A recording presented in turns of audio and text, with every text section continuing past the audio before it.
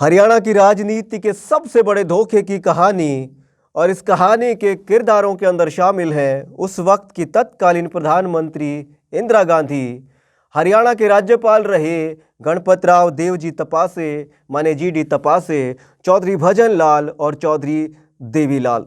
नमस्कार, मैं हूं राहुल आर्य और आप देख रहे हैं युवा बोलेगा के किस्से नए पुराने। ये धोखा तीन ने मिलकर एक के साथ किया। वो तीन थे इंदिरा गांधी, राज्यपाल तपासे और चौधरी भजन लाल। और वो एक जिनके साथ ये धोखा हुआ वो थे चौटाला के चौधरी देवीलाल। ये राजनीतिक धोखा कुछ यूं हुआ कि 1982 के अंदर हरियाणा विधानसभा के चुनाव में कांग्रेस की 36 सीटें आई, मगर देवीलाल और मंगल सेन का गठबंधन 37 सीटें ले गया और 16 सीटें निर्दलियों के खाते में गई। 22 मई 1982 की तारीख को चौधरी देवीलाल और जनसंघ के नेता मंगल सेन राज्यपाल तपासे से मिलकर सरकार बनाने का दावा पेश कर देते हैं, मगर एकाएक 23 मई 1982 को इंदिरा गांधी की शय पर राज्यपाल तपासे चौधरी देवीलाल को छोड़कर भजन लाल को मुख्यमंत्री पद की शपथ दिला देते हैं। ये वो धोखा था जिसे चौधरी देवीलाल बर्दाश्त नहीं कर पाए और चौधरी देवीलाल का हाथ राज्यपाल के गिरेबान तक पहुंच गया। मीडिया को जबरदस्त मसाला मिला और खबर आग की तरह फैलाई गई कि चौधरी देवीलाल ने राज्यपाल तपासे को थप्पड़ जड़ दिया, मगर सच्चाई कुछ और थी। सच्चाई ये थी कि थप्पड़ नहीं मारा गया, बल्कि 6 फुट 3 इंच के चौधरी देवीलाल का भारी भरकम हाथ तपासे की ठुड्डी तक जरूर पहुंचा था। चौधरी देवीलाल के स्वभाव से परिचित उनके विधायक अगर उनको ऐन वक्त पर नहीं रोकते तो बात थप्पड़ से कहीं आगे पहुंच सकती थी और चौधरी देवीलाल के पक्ष की ओर से राजभवन में तपासे को कह दिया गया था कि ये हरियाणा है, यहाँ पर गोलियां चल जाती हैं। और ऐन वक्त पर चौधरी देवीलाल को उनके विधायकों ने रोक लिया और तपासे की सांस में सांस आई। अब इस हकीकत की कहानी को थोड़ा बारीकी से समझ लेते हैं।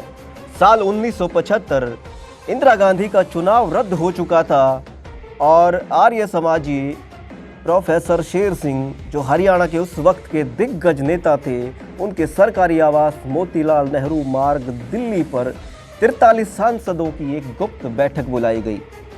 ये गुप्त बैठक इंदिरा गांधी के खिलाफ बगावत के लिए थी, मगर इस गुप्त बैठक की सारी जानकारी एक भेदिया सांसद ने इंदिरा गांधी को जा सुनाई। इंदिरा गांधी कुर्सी बचाने के विकल्प तलाशने लगी और कुर्सी बचाने का एक ही विकल्प था और इंदिरा गांधी इस खतरनाक विकल्प को आजमाने में कतई नहीं चूकी और ये विकल्प था आपातकाल। देश के अंदर आपातकाल लगा दिया गया और बड़े बड़े नेताओं को जेल के अंदर ढूंस दिया गया। 19 महीने तक देश आपातकाल की आग के अंदर जलता रहा और आखिर में 1977 में देश के अंदर चुनावों की घोषणा की गई। हरियाणा विधानसभा चुनाव के अंदर 90 सीटों में से कांग्रेस की केवल 3 सीटें आई और ये 3 सीटें थी उचाना की, नरवाना की और तोशाम की। उचाना से चौधरी छोटू राम के नाती चौधरी वीरेंद्र सिंह चुनाव जीत कर आए। नरवाना से आजकल कांग्रेस के राष्ट्रीय प्रवक्ता रणदीप सुरजेवाला के पिता शमशेर सिंह सुरजेवाला चुनाव जीते और तोशाम से चौधरी बंसीलाल के बेटे सुरेंद्र सिंह चुनाव जीते। इन तीनों को चुनाव जिताने में कांग्रेस की कोई भूमिका नहीं रही, बल्कि इनके निजी रसूख, इनके निजी संबंध इनको चुनाव जिताने में कामयाब रहे। केंद्र के अंदर और हरियाणा के अंदर जनता पार्टी की सरकार बन गई। मोरारजी देसाई देश के प्रधानमंत्री बने और उप प्रधानमंत्री और गृह मंत्रालय संभाला चौधरी चरण सिंह ने और हरियाणा के अंदर सरकार के अंदर मुख्यमंत्री बने चौधरी देवीलाल। कई घटकों से मिलकर बनी जनता पार्टी को भीतरी कलह लेकर बैठ गई। केंद्र के अंदर मोरारजी देसाई और चौधरी चरण सिंह के बीच में सियासी तलवारें खिंच गई और इसका सीधा सीधा असर हरियाणा पर पड़ने लगा। हरियाणा के अंदर जनता पार्टी के धड़ों के अंदर खींचतान बढ़ने लगी। केंद्रीय मंत्री चांदराम के धड़े में 14 विधायक थे, वहीं जनसंघ के नेता मंगल सेन के धड़े में 12 विधायक थे। वहीं करीब आधा दर्जन के करीब विधायक पूर्व मुख्यमंत्री पंडित भगवत दयाल शर्मा और 6-7 विधायक भजन लाल के धड़े में थे। यही करीब 40 के करीब विधायक चौधरी देवीलाल की सरकार को गिराना चाहते थे, चौधरी देवीलाल की कुर्सी खींचना चाहते थे। और इस सारे खेल के पीछे अगर किसी का दिमाग काम कर रहा था तो वो थे चौधरी भजन लाल। और आखिर में चौधरी देवीलाल के नेतृत्व में हरियाणा में जनता पार्टी की सरकार गिरा दी गई और 29 जून 1979 को चौधरी भजन लाल हरियाणा प्रदेश के हरियाणा सूबे के नए मुख्यमंत्री बने। ये वही चौधरी भजन लाल थे जो चौधरी देवीलाल की सरकार में मंत्री थे और बाबू जगजीवन राम की कांग्रेस से विधायक चुनकर आए थे। ये वही भजन लाल थे जो एक सूटकेस के साथ संजय गांधी से मिले और भजन लाल को कहा गया कि ये सूटकेस मेनका गांधी की मां के घर पहुंचा दो। इस घटना के बाद में चौधरी भजन लाल ने अपने एक साथी को कहा था कि मुझे नहीं मालूम था कि नेहरू परिवार के अंदर भी पैसा चलता है, वरना मैं ये राज कभी का ले लेता। चौधरी भजन लाल जनता पार्टी के मुख्यमंत्री बने, मगर 1980 के अंदर केंद्र में इंदिरा गांधी ने फिर वापसी की और चौधरी भजन लाल ने हरियाणा की पूरी सरकार की परेड इंदिरा गांधी के सामने करा दी। और इंदिरा गांधी ने भजन लाल को कहा कि अगर कांग्रेस के अंदर विलय कर सकते हो तो करो, वरना सरकार गिरा दी जाएगी। और भजन लाल की सरकार रातों रात जनता पार्टी से कांग्रेस पार्टी की सरकार बन गई। चौधरी देवीलाल परिस्थितियों से समझौता करना नहीं जानते थे, वो भजन लाल की तरह लचीले नहीं थे। 1979 के धोखे से चोट खाए चौधरी देवीलाल अगले चुनाव में बदला लेने के लिए जनता के बीच में चले गए, मगर दूसरी बार भी उन्हें धोखा ही मिला। ये हालात थे 1975 और चौधरी देवीलाल की सरकार बनने और टूटने के बीच के। अब 1982 के बचे हुए घटनाक्रम की तस्वीर भी देख लीजिए। मैं पहले बता चुका हूं कि 1982 के अंदर किसकी कितनी सीटें आई।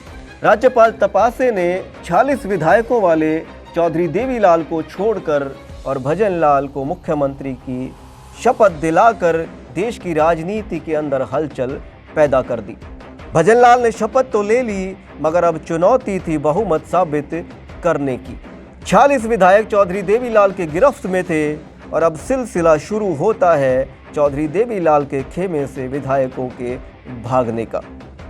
कहा जाता है कि देवीलाल के विधायक चंडीगढ़ से दिल्ली के बीच में गायब हो गए।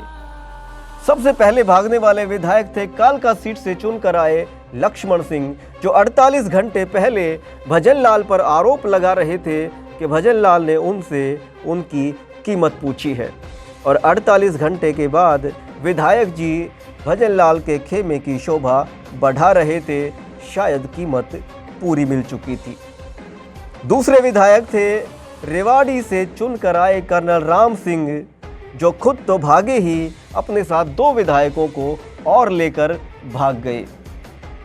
कर्नल राम सिंह की चालाकी चौधरी देवीलाल की सादगी पर भारी पड़ी और उन्होंने चौधरी देवीलाल को इस बात के लिए मना लिया कि जो 2 विधायक लाल सिंह और अजमत खान जो भागना चाहते हैं, मुझे इजाज़त दीजिए कि मैं उनके साथ रहूं और मैं उनको भागने नहीं दूंगा। चौधरी देवीलाल ने हामी भर दी और कर्नल राम सिंह उनको रोकना कहाँ चाहते थे, वो खुद उनको भगाना चाहते थे और वो तीनों मिलकर सीधे पहुँचे राजभवन, जहाँ पर चौधरी भजन लाल की शाबाशी कर्नल राम सिंह का इंतज़ार कर रही थी।